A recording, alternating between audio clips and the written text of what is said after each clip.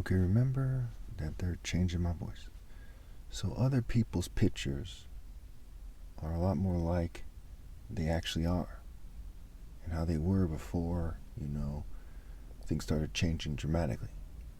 How their genes naturally are. I'm not Power Ranger like. And the reason why they edit my pictures is because they know that Africans tend to be more serious than other races and they're more genetically different than other races, right? Asians kind of were located by Europe, okay? Hispanic people are mixed with white to a higher degree, okay? Especially when we're talking about white Jews and LGBT people, right? They're more closely related to other races. They have more things in common, right? LGBT people obviously are from different races, but they're centered around whites and Jews. So when you look at the picture, you see a kind of cartoon wash of my picture where you see the cultures that other people have willingly taken a part of, willingly committed to.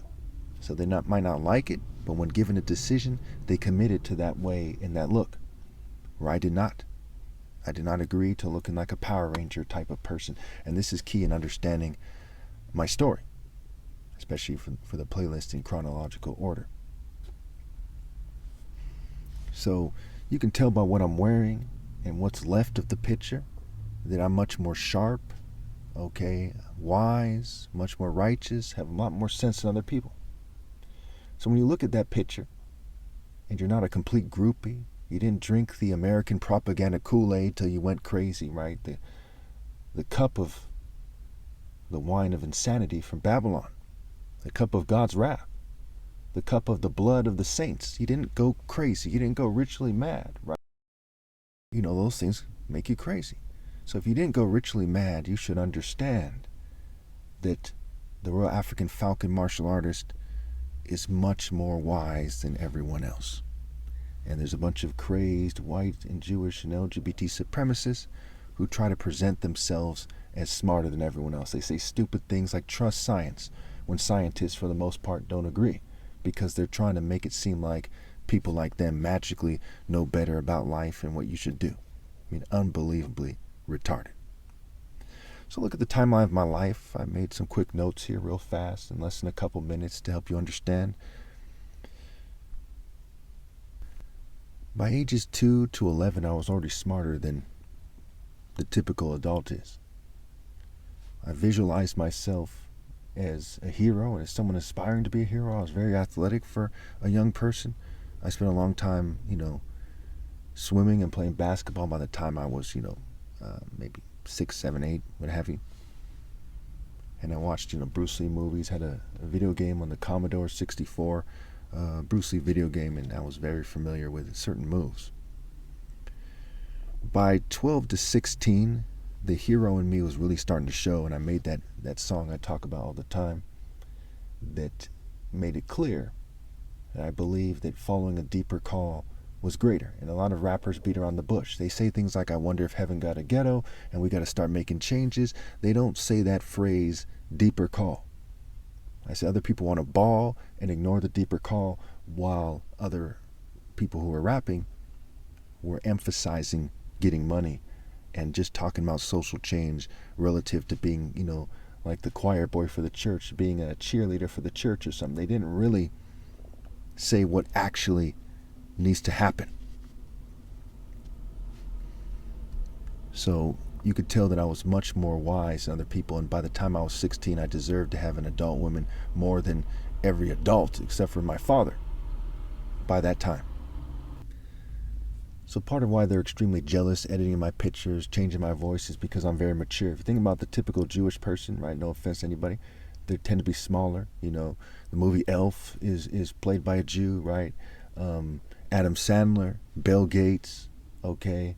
The villain who tried to poison the protagonist from the movie Princess Bride, okay, is Jewish, so they tend to not take life seriously in popular culture, right? Even the rabbis, you look at the rabbis and the Orthodox Jews in Israel, they tend to be very silly, okay? And these are the people who are very much involved with whites and LGBT people. And in Hollywood and propaganda. Again, no offense to anyone, but these distinctions have to be made. So there's a lot of people like, Prince William, King Charles, Prince Harry, that are very immature, who take on parts in life that seem to suggest that someone who's more mature should have those parts. Like if you're royalty, you should be mature, right? And so these guys are very mature. They seem like, the Pink Panther, Pinky, from Pinky and the Brain, what have you. Okay, and it's like the whole family across the board. So as we look at this thing, we got to say to ourselves, okay, what does this picture on the screen show us? It shows us that they have Power Ranger washed one of the most respectable pictures in human history, which was a screenshot from a video. Okay. And they also did the same thing, to the most respectable picture in human history, which is a different picture of mine. So by the time I'm 17 to 24, I'm extremely angry and extremely intense. Okay. But I start really drinking heavily by the time I'm maybe 20, maybe 21. Right? 20, I started drinking pretty much when I was living in San Jose by Oak Ridge.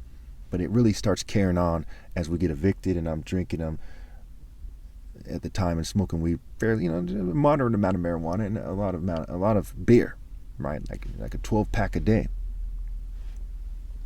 By the time I'm 24 or so, all the way to when I start making videos from 27, from the end of 27 to, and about 28 years old,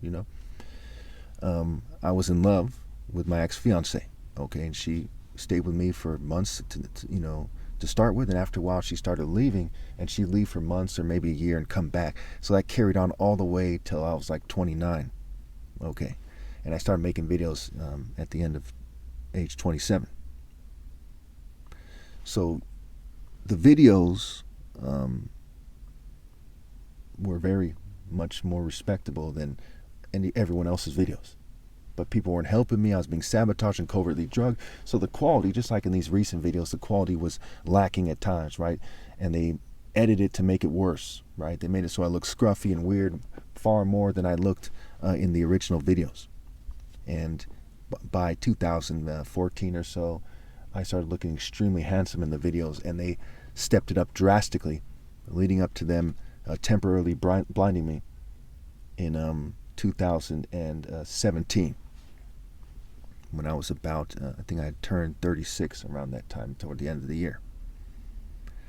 So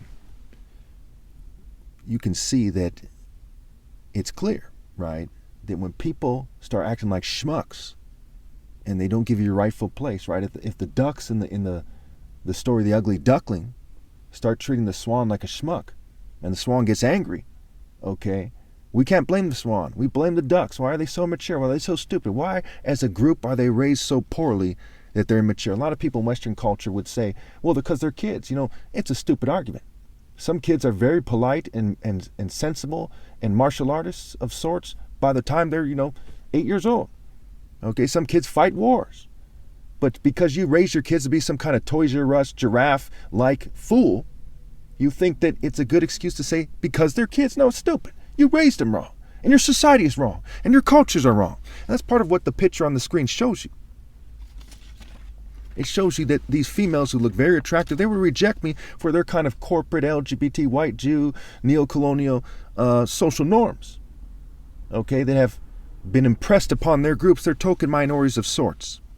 And they would choose Drake, and they would choose, these whitewashed kind of celebrities, which is laughable. Can you imagine if you were back in Africa, for example, and you saw Shaka Zulu in his glory, and say he was, better than the BBC series, and all the attractive females that prefer some whitewashed Carlton-ass motherfucker who's just an entertainer? I mean, it takes a stupid fucking slut to prefer that, right? I mean, I'm sure we can all agree. On that. Okay. So let's talk about the white spirit here. Remember, I'm part white. I'm not racist. But especially because you're cheating me for your neo-colonial spirit, which is white, Jewish, and LGBT, basically entirely, and mixing some token minorities. I think it's fair for me to bring up this stuff here. So you have the unfair teacher mixed in there. So these are different, a spirit is more than a spirit, if you will. It's also the prevailing tendency, the dominant principle, and dominant characteristics of the spirit. So that's a key part of the spirit. It's more than just you feel something in the air, right? It's what that thing is. So if it was the spirit of happiness, the person is supposed to be happy, right? If it's the spirit of neocolonialism, the person is supposed to be a neocolonist, right? So in the spirit of white Jew and LGBT people, you have the unfair teacher mixed in there. You have the crazed sailor captain mixed in there.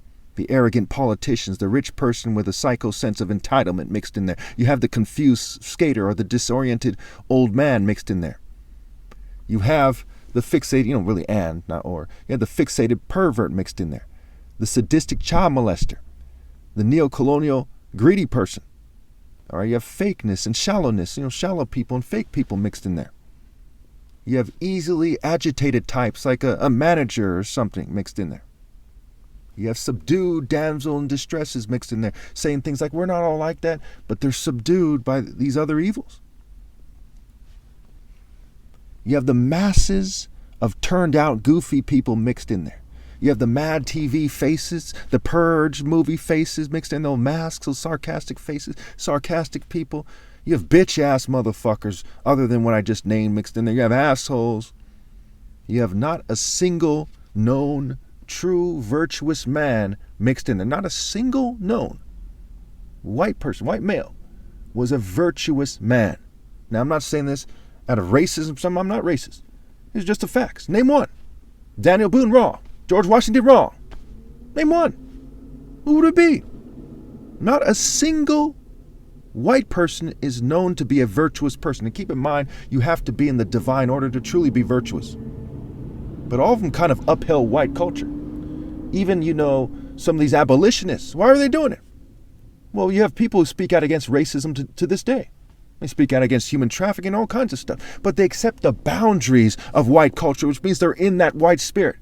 They didn't separate themselves from that. One good example is, these activists by Google who were protesting. They held up a banner that says, "Stop fueling genocide." See, Google is not run by people in Israel who are, ordering people to kill people. Unless I'm missing something, right? It's run by like Americans, right? Who are yoked to their spirit, who are yoked to their principles, who are part and partial, right? They're fueling genocide, just like white people, as they're in their white spirit, are fueling the genocide that comes from the white Jewish and LGBT spirit. It has those components I mentioned before. And that's why it says in the Bible, right? Proverbs 18:9, one who slackens his work is brother to one who destroys. And elsewhere, whoever doesn't gather with me scatters. And elsewhere, right? That which you did not do for the least of my brethren, you did not do for me. So it's that spirit of indifference. It's that spirit of not doing enough. It's that spirit of pretending you're doing something while being extremely guilty and complicit with all the horrors that take place in the world. Because it starts with that white spirit. In North Korea, they're communists. What is communism? Communism is an expression of that European spirit. It comes from Germany, Marx and Engels and Hegel, what have you. Hegel, who inspired Marx and Engels. Same with China. So every nation in this world, their corrupt government is part of the fruit of that white spirit. It's structured in the spirit of that white spirit with the principles and characteristics, the dominant principles. Are they dominated by their own ethnic culture? No. They enforce communism. They don't say, hey, that's okay because you're Chinese, you don't have to follow the communist law. And they say, no, we don't care who you are. They're going to enforce communism first and foremost. That's the dominant spirit of their nation. And so it is in America with fanatic, psychotic capitalism, with persecuting Christ. That neo-Roman spirit. The Romans were responding to the idea of the Royal African Falcon Martial Order as they came across false versions of it in the later dynasties. But they were aware of it going back to the first dynasty. They had some kind of contact with the Middle East and with Northeast Africa, where Egypt is, before that. So they were responding to the idea that their order is not the divine order. And it sent them to a Zeus Setian craze. Set is not the archetype. Again, he's not the archetype of Pharaoh. He's not the Ark of the Covenant. But the Bible's by Baal, who's Set. Set's counterpart. Zeus is Set's counterpart. Jupiter is Set's counterpart. And these are the central deities of Greece and Rome. And they spread that spirit, which would eventually be known as the white spirit, or it would complete the spirits there in being pagan and evil, and make this evil white spirit that colonized the world. Notice I said or. I'm trying real hard not to offend anyone while telling these truths. If you think it's offensive and it shouldn't be said, make your case, by all means. I'd love to hear it. But there's 9 million people starving to death every year in the world because you people play stupid about these things. And there's all kinds of horrors that are taking place. Even right now, people are getting raped and killed and abused and drugged and all kinds of robbed, you name it. Trafficked.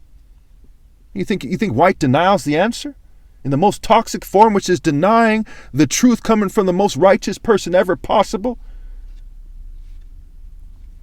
and cheating him out of his right to lead. Because people who rebel against God or who are suffering deserve to suffer.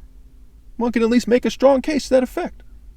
So the only chance they have to not deserve to suffer, okay, is to give me my rightful place, and they're not rebelling against God. But if they're trying their best, if they're doing the next best thing, certainly it's an extreme injustice for you to cause innocent, with a secular scale, innocent people to suffer, while the most guilty and evil people rake in the ropes and use rape by deception to get the most attractive women and reward token minorities with the most. It's just a fucking disgrace. When you can make a case, let me rewind. I'd love to hear your case and your argument, because by your actions, your society here in America seems to believe that token minorities and the white and Jewish and LGBT oppressors deserve the most attractive women, and the most righteous person that ever lived doesn't. By your actions, that's what you've committed to. If you're willing to kill and risk getting killed, going to war for the oppressor, and joining his police force and his gangs and what have you, and killing your wives over issues, why wouldn't you be willing to kill and die rallying to obey God through me? Because your heart has said that is not worth it to you. But joining the oppressor's army and police force and gangs and what have you is. Because you're in that spirit of those principles I named before, right? The unfair teacher. It's like the yeast of the Pharisees. The pedophile in the white spirit is like the yeast of the Pharisees. It spreads throughout the whole loaf. It contaminates the whole loaf, the whole spirit that you people are yoked to and you refuse to separate yourself from. And so it is with minorities in America as well. I tell you the truth. Everyone but me, and my parents are blameless, in America is in the spirit of white, Jewish, and LGBT neocolonialism. Everyone on this planet, but my parents and I, are in the spirit of white, Jewish, and LGBT neocolonialism. That is the dominant characteristic. That's what's determining the direction. That's that Babylonian spirit. In Babylon, there were some ethnic groups that were more pronounced than others. In the global Babylonian system, it is dominated by white, Jewish, and LGBT people. The English went to China, what have you. They colonized those places, okay, to the point where they installed their crypto-Jew orders and their social clubs that are aligned to the crypto-Jews if they're not crypto-Jews themselves. Okay, so it's kind of mixed, right? And they're in the spirit of Babylon through Greece and Rome, through Europe, into their nations. They are still colonized, and they're still colonizers to this day. Their governing class is still colonizers to this day. They are still shallow, still evil, still like disoriented old men, fixated perverts, all those things I brought up earlier, neocolonialism, neocolonial greed. It's still all these things mixed together. And in this video, you should know, you should see the truth. The truth is, I'm not on any nation's side. I'm not on any terrorist group side or whatever you want to call. I'm only on God's side. And as such, my freedom of speech is the most important ever. As the most righteous person ever possible.